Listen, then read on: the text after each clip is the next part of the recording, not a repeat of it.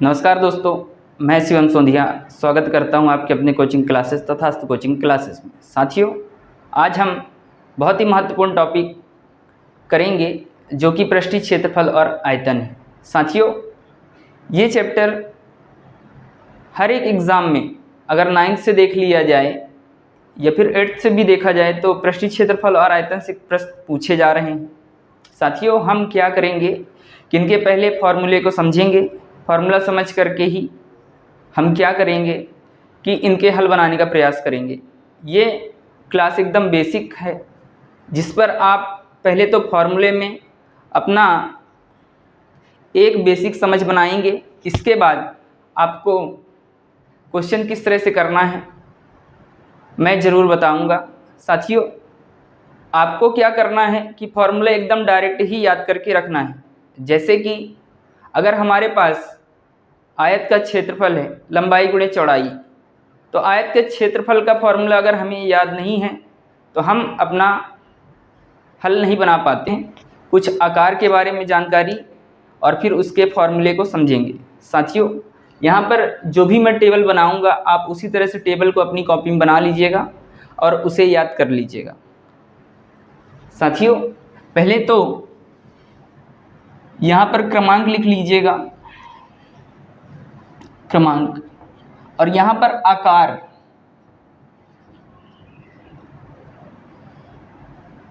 दूसरे नंबर पे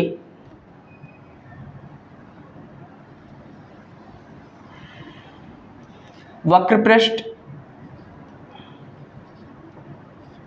तीसरे नंबर पे वक्रपृष्ठीय क्षेत्रफल। अभी मैं साथियों आप लोग को बताऊंगा कि वक्र पृष्ठीय क्षेत्रफल का मतलब क्या है, संपूर्ण पृष्ठीय क्षेत्रफल का मतलब क्या है।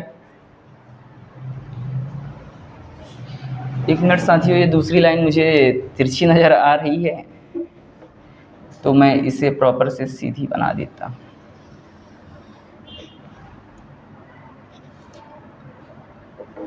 ठीक है, अगर थोड़ी टेढ़ी भी लाइन है तो चल जाएगा। आप एकदम से बराबर से सॉल्यूशन यानी कि बराबर से टेबल बनाइएगा।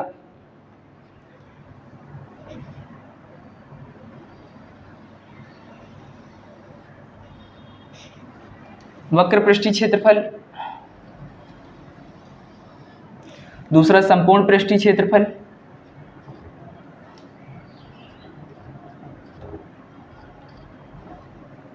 संपूर्ण पृष्ठीय क्षेत्रफल,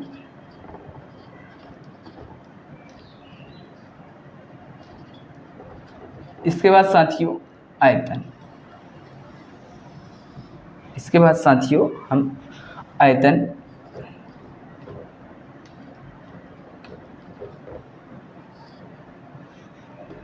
हमें पहले आकार को पहचानना है और इसी से मैं यहाँ पर फॉर्मूला लिखते चला जाऊँगा, आपको समझते चले जाना है।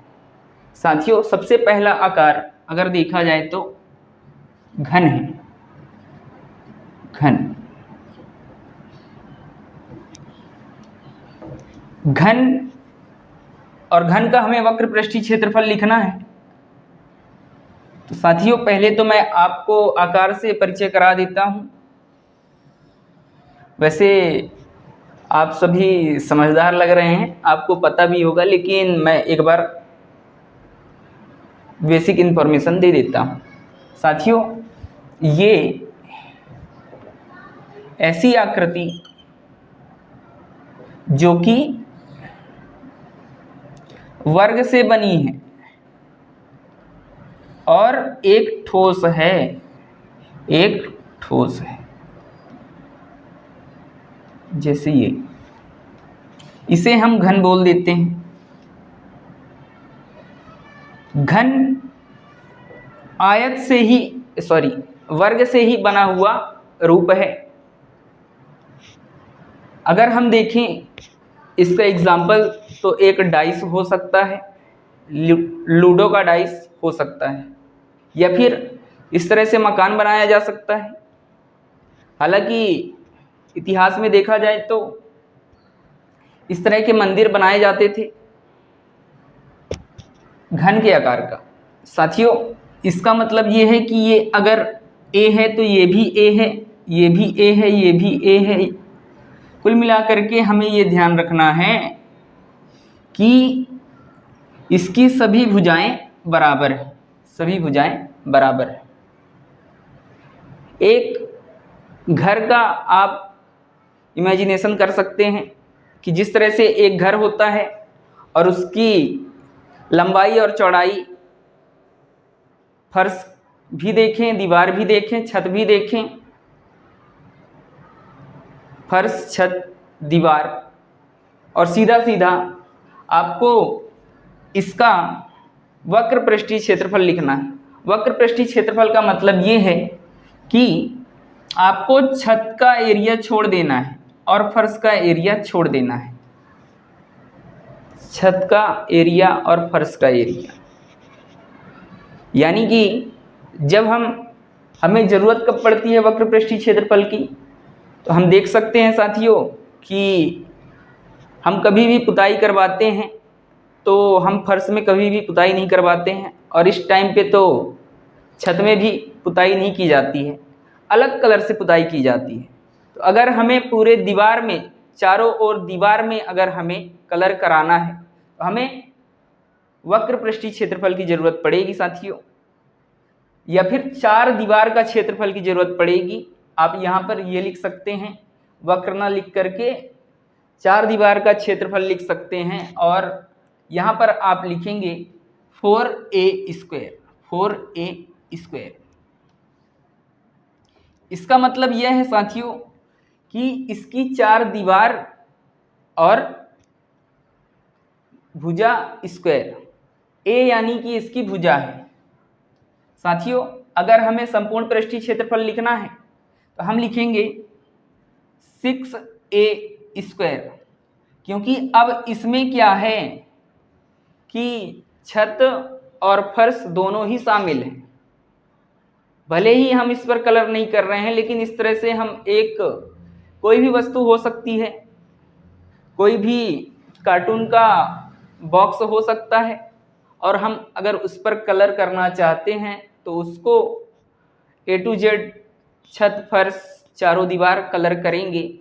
तो इस प्रकार से ये 6a स्क्वायर हो जाएगा, और आपको क्या करना है साथियों, इसका फॉर्मूला लिखना है 6a स्क्वायर, क्योंकि 4 दीवार तो हो गई, छत भी हो गया, फर्श हो गया, तो हम 6a स्क्वायर लिखेंगे। साथियों अगर हमें आयतन लिखना है तो आयतन हम सभी जानते हैं कि इस आकार में कितना तरल भरा जा सकता है, या फिर गैस भरी जा सकती है, या फिर कोई भी सामान इसके अंदर कितना भरा जा सकता है, इसका संबंध सीधा सीधा आयतन से होता है। तो आप सीधा सीधा याद करके रखेंगे भुजा Q या फिर AQ।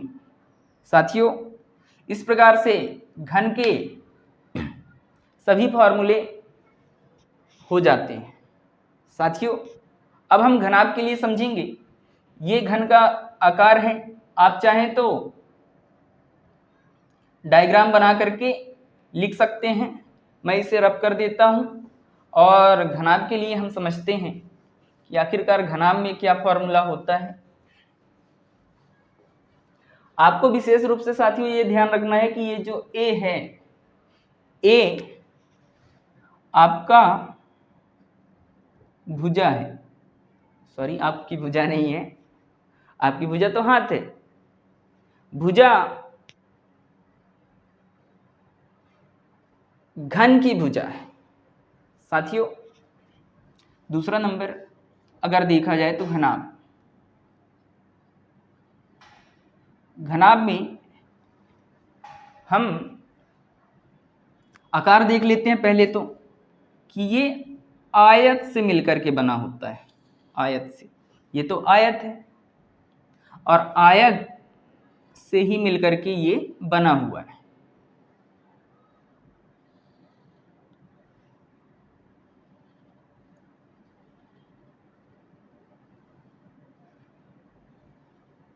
तो साथियों आपको ये ध्यान रखना है कि ये घनाभ है। ये कुछ एग्जाम्पल ले सकते हैं दैनिक जीवन में, तो ईंट है, कभी कभी मकान, कभी कभी क्या मैक्सिमम आजकल के मकान इसी तरह से बन रहे हैं, कि लंबाई है, चौड़ाई है और ऊंचाई है। तो इसमें हमें LBH का, या फिर हम बोल दें कि ये लंबाई है, चौड़ाई है और ये ऊंचाई है, घनाभ की लंबाई, चौड़ाई और ऊंचाई। साथियों, इसके लिए हम अगर फॉर्मूला लिखना चाहते हैं, हम इसके लिए संपूर्ण पृष्ठीय क्षेत्रफल से स्टार्ट करेंगे।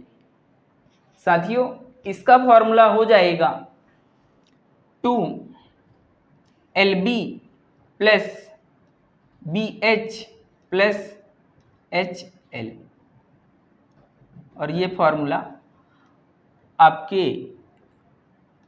घनाभ के लिए, ये घनाभ का संपूर्ण पृष्ठीय क्षेत्रफल हो जाएगा। साथियों, कहने का मतलब ये है कि जब हमें ईंट में पूरा का पूरा ईंट को कलर करना है, ईंट के चारों साइड को और ऊपर छत वाले पार्ट को भी और फर्श या फिर आधार वाले पार्ट को भी, तो साथियों हम इस प्रकार से इसका फॉर्मूला लिखेंगे। और साथियों, अगर हम इसे हटा देते हैं, फर्श वाले पार्ट को हटा दें और छत वाले पार्ट को हटा दें, तो हम क्या लिखेंगे साथियों? BH और BH को कैंसिल करना है, यानी कि BL कैंसिल हो जाएगा, इसे हटा देना है। तो आपका क्या आ जाएगा साथियों?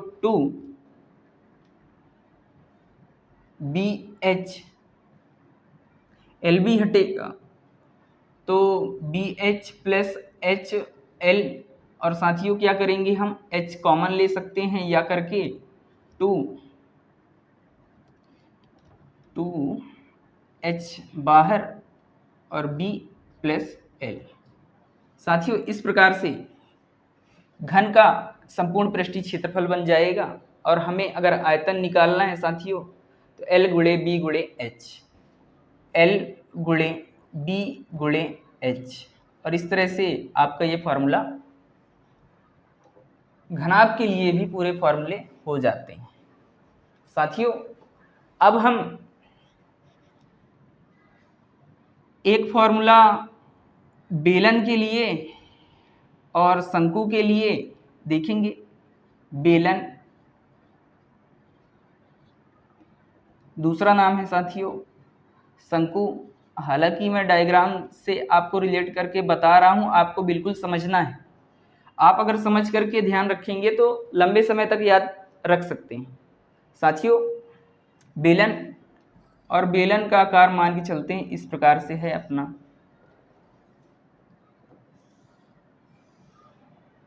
और बेलन में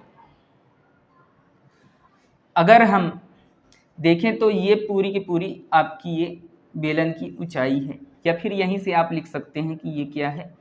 ऊंचाई है h। यहाँ पर इधर साइड सीधा सीधा ये बेलन बन रहा है और ये भी बेलन बन रहा है, वृत्त बन रहा है। ये वाला एरिया पूरा का पूरा वृत्त बन रहा है, ये वाला भी वृत्त बन रहा है। लेकिन साथियों, हमें क्या करना है? इसका संपूर्ण पृष्ठीय क्षेत्रफल अगर लिखना है तो आप लिख सकते हैं। पहले संपूर्ण पृष्ठीय क्षेत्रफल लिखेंगे 2πRh,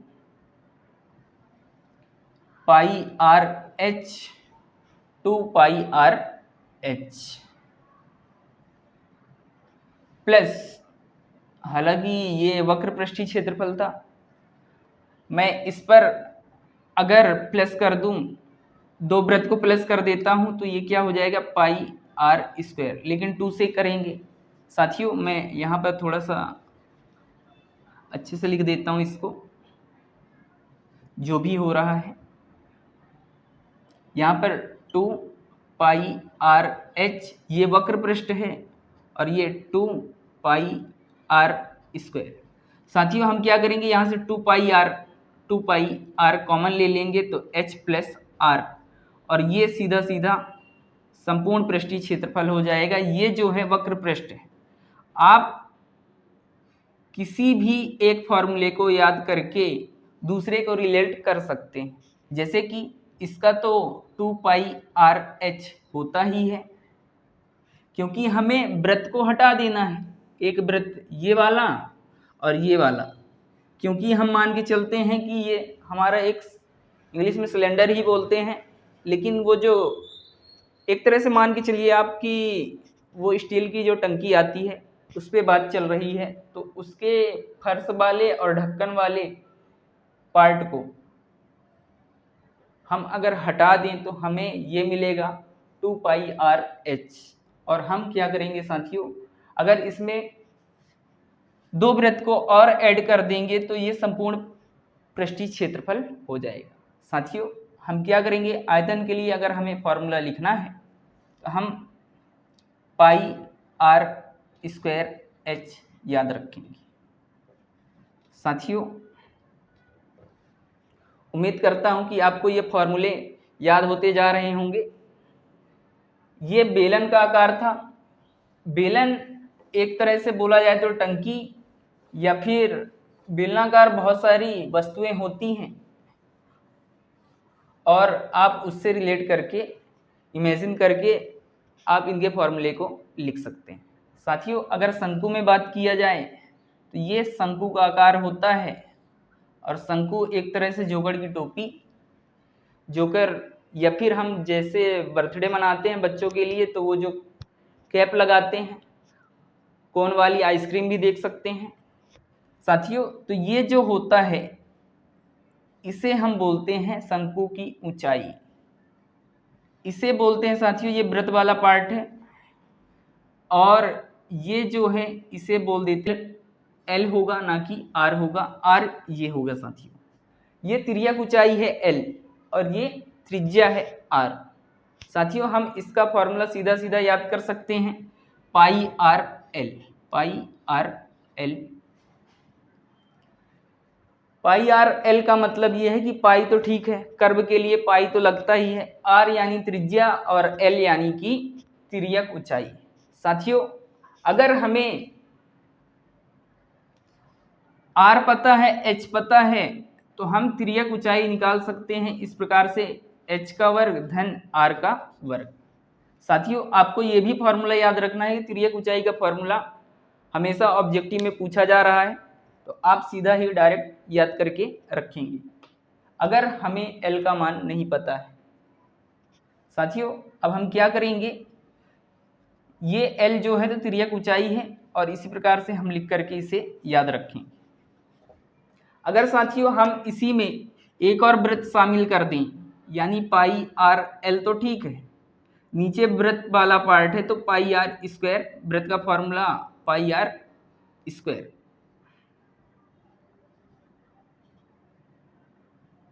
और आप इसे क्या कर सकते हैं साथियों, जो भी कॉमन आ रहा है πr/l+r या करके, ये भी या करके कंप्लीट आपको इसी तरह से मिलता है, इसी तरह से मिलता है, लेकिन आपको ध्यान रखना है साथियों। अब हम आयतन के लिए अगर लिखते हैं तो 1/3 πr²h। साथियों आपको ये सीधा ही याद करके रखना है, इस तरह से आपके ये पूरे फॉर्मूले बन जाते हैं। हालांकि एक गोला और अर्धगोला भी है साथियों, उसे भी देख लेते हैं। गोला और अर्धगोला,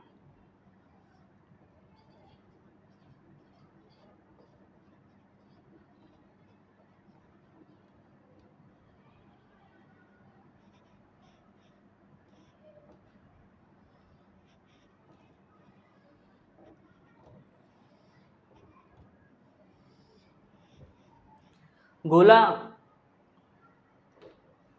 आपको ये याद रखना है साथियों कि ये एक तरह से गोला वृत्त के ही आकार का होता है, लेकिन ये ठोस होता है। क्या होता है साथियों, ठोस होता है। एक तरह से हम बोल सकते हैं फुटबॉल। और वृत्त में अंतर है, वृत्त एक तरह से महिलाओं के हाथ में जो चूड़ी होती है, कलाई पे जो चूड़ी होती है उसे हम वृत्त बोल सकते हैं, लेकिन गोला हम बोलेंगे फुटबॉल को, बॉल को। साथियों तो देखते हैं इसके लिए हम फॉर्मूला क्या लिखेंगे। वक्र पृष्ठ अगर बोल दिया जाता है तो वक्र पृष्ठ ही संपूर्ण पृष्ठ हो जाता है। साथियों हम इसके लिए डैश करके रखेंगे या फिर सीधा सीधा हम लिखेंगे 4πr², और इसे भी याद करके रखेंगे साथियों, ये भी होगा 4πr², क्योंकि जब कलर करने की बात आएगी तो इसका जमीन या फिर आधार बोलें और इसका शीर्ष एक बिंदु ही मिलेगा और बिंदु ज़्यादा फर्क नहीं पड़ेगा। तो हम क्या करेंगे साथियों, वक्र को भी यही लिख सकते हैं या फिर सीधा सीधा बोल सकते हैं कि वक्र पृष्ठ होता ही नहीं है, संपूर्ण पृष्ठ होता है भाई। साथियों अगर हम आयतन लिखना चाहते हैं तो इसका आयतन लिखेंगे 4/3 πr³।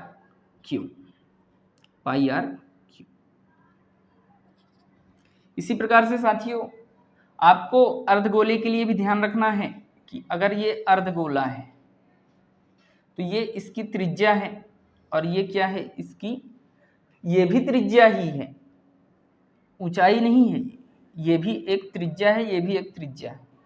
साथियों हम क्या करेंगे, इसके लिए फॉर्मूला अगर लिखते हैं तो अगर इसका वक्र पृष्ठ बोला जा रहा है तो वक्र पृष्ठ का मतलब कि हमें ये वाला पार्ट छोड़ देना है,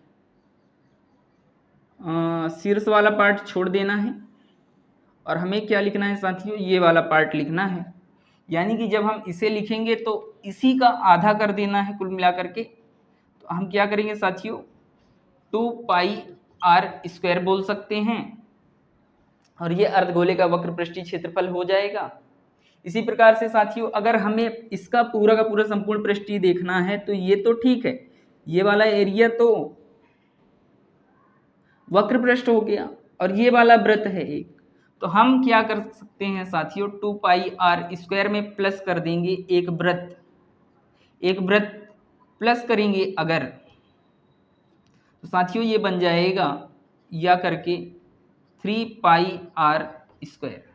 और इस प्रकार से आपको अर्धगोले का संपूर्ण पृष्ठीय क्षेत्रफल या फिर संपूर्ण वक्र पृष्ठीय क्षेत्रफल आपको प्राप्त हो जाएगा। साथियों अब हम क्या करेंगे, अगर हमें अर्धगोला का आयतन लिखना है तो सीधा सीधा इसी का 2 से भाग करके 2/3πr³, और इस प्रकार से साथियों आपका ये आकार कंप्लीट हो जाता है।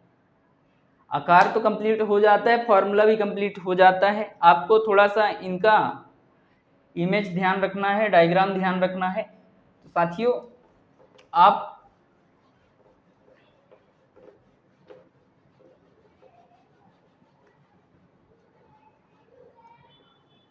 क्या कर सकते हैं कि इसे अगर लंबे समय तक याद करना चाहते हैं तो आप इसको या फिर इस वीडियो को बहुत ही अच्छे तरीके से देखिए, तो आपको हमेशा लंबे समय तक के लिए याद रहेगा। आपको फॉर्मूले में ही कमांड बनानी है, फॉर्मूला का पूरा बेसिक जान लेना है, उसके अनुसार आप क्वेश्चन हल करेंगे तो आपसे बिल्कुल बनेगा। तो साथियों उम्मीद करता हूं कि आपको ये समझ में आएगा। मिलते हैं अगले वीडियो में, तब तक के लिए नमस्कार, जय Hind, thank you very much.